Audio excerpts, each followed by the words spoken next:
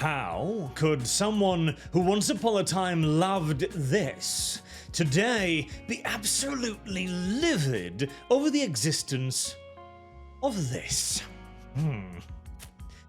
That's right, we're going to talk about Starfleet Academy today, as I have been keeping my eye on the series, in a way that gives Paramount Plus no benefits whatsoever, of course, primarily because Starfleet Academy is, well, it's Paramount's version of Disney's The Acolyte. It is the company going, okay, all in on woke, all of it, every bit. We will give the progressives within our company everything they could possibly desire. All the diversity, all of the characters, all of the plaudits. We will give them every last inch and mile that they will inevitably ask for thereafter, in the hope that finally the wider audience that we have been promised for a decade or two will materialize to rescue us. Spoiler alert, it doesn't look like it's going to come save Star Trek either. I know, basic pattern recognition should have made this rather obvious quite some time ago, but if we have learned one thing about the mega corporations that tragically control all of our entertainment today, that is that they must repeatedly be brutally bludgeoned, endlessly so, for even the simplest lesson to finally sink home. And to further illustrate our point today, we are going to use an article from the Mary Sue. Yes, it's still around. I don't even know how. The investment money must still be rolling somehow, I guess, as a site like this with like a dozen people on it getting, what, 200,000-300,000 page views a month? I really think they'd be running out of cash at some point, but I guess there are still a lot of people out there that for some reason really love setting fire to their own money. But that's somewhat besides the point. The article here is headed, "Those dude bros man the Starfleet Academy aren't actually Star Trek fans." Oh my. This will feed into this point in but a second, as she even names names here. More recently, men like the Critical Drinker and Nerdrotic, known for hating anything that seems to be left-leaning, have been dogging on the Paramount Plus slate of Trek shows. Dogging. I don't think you know what that word means, but besides the point again, the issue with these right-wing figureheads talking about Trek is they miss one important detail. Star Trek, it was never for them. Dun dun dun. Suddenly, the right-wingers went, I shouldn't like this? No, you see, it was once a very progressive television show. No, you don't say. The TV show that quite explicitly wanted to feature a diverse cast of characters, amongst others like Zulu or Uhura, was progressive for the time?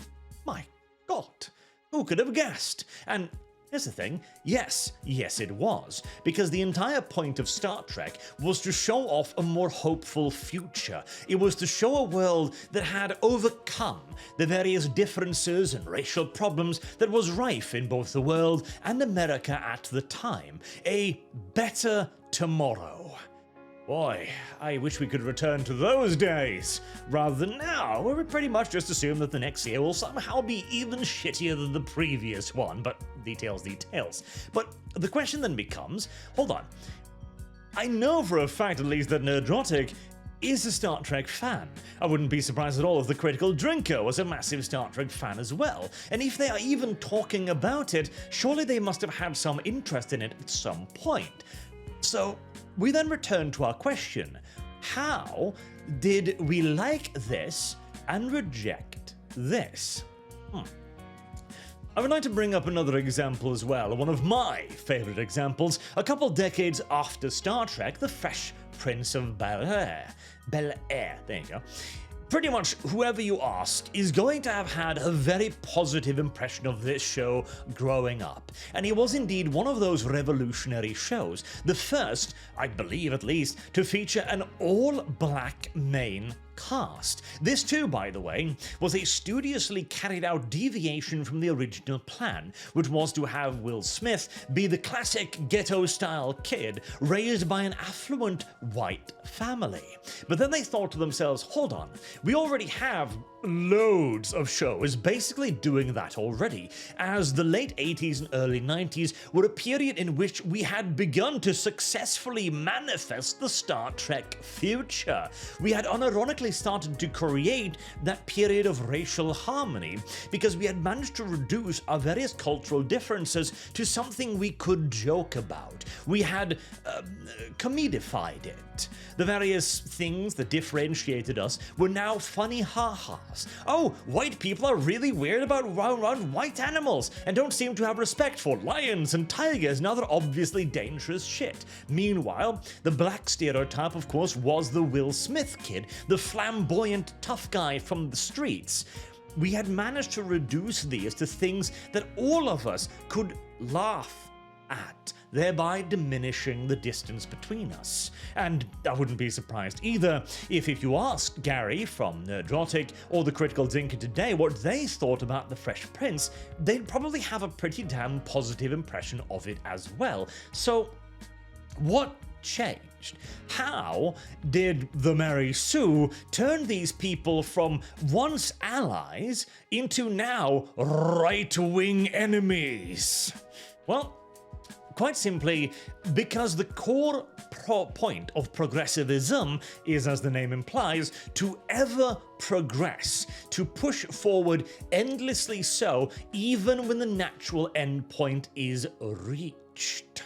This means that what was once representation, done in a good and effective fashion, became tokenism. See, if you want to call anybody a fake Star Trek fan, that would be me, okay? I don't know much about Star Trek, it was never really my cup of tea, but I understand enough about the underlying ideals of it to figure out why this is nonsense. See, once upon a time, Star Trek and Starfleet Academy in specific was an organization of the elites. It was a highly meritocratic school and was considered the height of achievement to not only get in, but to complete it. Whereas in Starfleet Academy, the fat black woman on your screen right now is a 4-month-old hologram. She has absolutely none of the qualifications even remotely imaginable to be able to be allowed into this school. She has literally been programmed with the knowledge. She has no innate abilities or capabilities beyond being a projection of light. In fact, even if you were to cut her off from her holographic projectors, well, I guess she'd just be useless. And she's not even the worst of them. You've also got literal actual criminals who, once people ask, like, why is a criminal in Starfleet? The only response from the pointless dean of the Starfleet, who acts as if none of this matters, as if the entirety of the Academy is some sort of private joke, and she's frankly just baffled and confused as to why she's still allowed to run around the place, is to say, listen, he wasn't convicted in any court I recognize, and so a violent criminal with a history of assaulting people? Ha! That's Starfleet material for you right there, no doubt about it. Or even simply just the baseline hatred for the Star Trek IP in general, with the female Jem'Hadar, who isn't only a fat, turgid-looking woman who is the primary combat instructor for Starfleet now, but also, well, an impossibility on multiple levels. Firstly, she's a female in a race that only has males, because they were genetically engineered. Secondly, she's no longer addicted to space crack either. In fact, the current, because the space crack, which they were once addicted to, was pure white, now the scene and the series believes that their blood was white, because they couldn't be bothered to do 5 seconds of research. This is the exact opposite of what Star Trek is supposed to be. This is not a meritocratic school intended to select the best of the best for service in the most prestigious arm of the Federation. This is diversity for diversity's sake, progress for progress' sake. And the end goal of progressivism, of course, a fact utterly and completely invisible to the useful idiots who makes up their ranks, is to destabilize everything. It is to go beyond this and into this, where people will pull away and go, he's only there because he's a black guy. That's not the point of Star Trek, obviously. And eventually to just destabilize and ruin Western society in general. Indeed, if anybody of these progressives had bothered reading the writings of the guy who invented the damn thing, it'd be written pretty clear on the wall right there, but oh well, we're deviating yet again. To the point where even this entire article, by the way, never really makes any point for the show. It simply keeps saying that Star Trek isn't for you. It can't find an argument to defend the show, and so it simply goes, well, you know, it's sure it's shit, but it's not for you. You don't understand. You don't get to call it shit. Not even a long article. And there is even a review of the show on the site, which I absolutely adore. So, Star Trek Starfleet Academy review, a beautiful series for all Trekkies and new fans alike. 4.5 out of 5 captains. Wow, amazing. The score is through the roof. My God, it's virtually a perfect show that will draw in both new and old Star Trek fans by the droves. Good God, I'm looking forward to seeing all of the praise for the show. The best new cadets, made better by their leader, Holly. Oh, that's the end of it. Yes, that's the entire review. That is the 4.5 out of 5 review. They couldn't even find anything positive to write about it other than to go, well, the diversity hires are fun to look at, and the captain, who constantly demonstrates a heightened level of ineptitude and whose only defining feature is the fact that she's a 67-year-old woman who refuses to put on shoes in half the shots.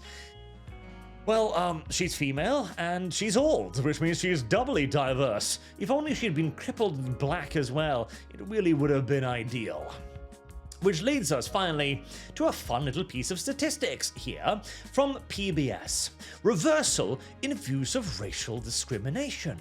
Again, I refer you back to the 90s and 80s. We were genuinely so goddamn close to fixing this problem, or at the very least to launch ourselves into a position from which it could be fixed, by no longer seeing each other's in the way we see differences. We had managed to turn what were in many cases deep social, religious, and cultural divides into jokes, funny ha-has that we could all generally overlook to coexist. We weren't all the way there, no one is saying that, but we were on the path. Until today, after 30 years of progressivism, mind you, being given everything it wants after a decade plus of actively progressive television show, the poll finds 45% of US adults think black people face higher level of discrimination, down from 60 in the spring of 2021. The progressives would say that the statistics are going the wrong way. Similar for Asian people, which fell from 45 to 32%. And worse still, oh my God, white people are discriminated against. About 3 in 10 says DI increases discrimination against white people. Even more white adults, 39%, hold that view compared to 21% of Hispanic adults and 13% of black adults. So right now, we are in a period of ever-increasing racial tension, if anything. We believe less and less so that the minorities are actually being oppressed in any systemic or real way. In fact, a lot of people are starting to think it was all fabrications to begin with, and white people too are beginning to look around and go, hold on, I am sure as hell being systemically oppressed. I can point towards the Ritz, explaining it like the rather infamous Disney hiring practices that Elon Musk broke on Twitter, for example, which explicitly, black on orangey, pink, and grey, spelled out that they weren't hiring white people. They were instructing people specifically, explicitly, explicitly to hire diverse individuals. This is no longer a myth or some conspiracy theory, anything like that. We know. We have the evidence. We have been told it by the people who are doing it. If anything, the fact that only 3 in 10 says it, it's a testament to just how effective the progressive brainwashing machine has actually been in the Western world and America in particular. In this situation, we can look back at Star Trek's hopeful future and think, boy golly, I wish that was the future we got. We didn't. The future we got was this. The future we got was Star Trek Academy, where the people are cast not for their abilities, but by the color of their skin or the shape of their genitalia. Or, in this case, their non-existent genitalia, in case of the 4-month-old hologram. This is why Star Trek was absolutely for the right wing. It was for everyone, because virtually everyone could agree that that was the vision of the future that everybody wanted. It seemed genuinely hopeful, and furthermore, it seemed realistic as well. It seemed achievable. And every year thereafter seemed to only reaffirm yet again how achievable it was. It took 30 years of hardcore counter-propaganda against that very idea for us to finally buckle under the weight of it, to the point where, to bring us back to the beginning, the people who once embraced and loved this now hates this. All of these enemies were created by progressivism because it is the problem. Because it could never stop, because it realized that if it managed to achieve its goals, it would be derived of the political power it required. And because the core tenets of the entire ideology is the desecration and destruction of not just society, but hope. This cannot exist in a progressive world. This cannot exist in a progressive world, nor can this. The differences must be exacerbated. They must continue to increase. They must continue to create friction within society, to the point where you will see the complete reversal of all of it. And now we are, again, the iterative prisoner's dilemma, where we can only escalate. We have unironically arrived at the 40k position. Forget the false promises of progress, for that way lies deconstructivist madness and nonsense solely. Although it is mildly funny to look back and see how they've actually managed to chase away their greatest allies. In a different universe, well, the critical drinker Nerdrotic might have been the Mary Sue's greatest friends. But not in this one. Not in this one at all. And it is entirely their own fault. There's a certain poetic justice in all of that, I do suppose. And in this as well. As, well, if Disney and the Acolyte proved anything, it is that the iterative prisoner's dilemma does work. Once a company goes all in on something like this, and it receives the highly predictable response, the company usually finally pulls back, because there is now no longer any further argument. They have given everything they could. They have committed everything they could. They have given them everything they can. This was to be the perfect product for 2026, for a diverse, brand new, hopeful era. And, it's not. Because it's not what anybody wants.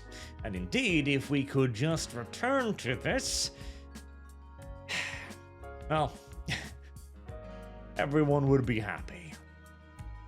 I don't think it's gonna happen, though, at least not for a few half-decade still, as even Disney, Amazon, and now soon Paramount, I'm sure, have begun dismantling their DEI programs, but this is one rock that you can't pull up overnight, and it will go kicking and screaming every step of the way, too. Until next time, I've been Arch. Thank you very much for watching, and do hope to see you all again soon. Till then, have a good day.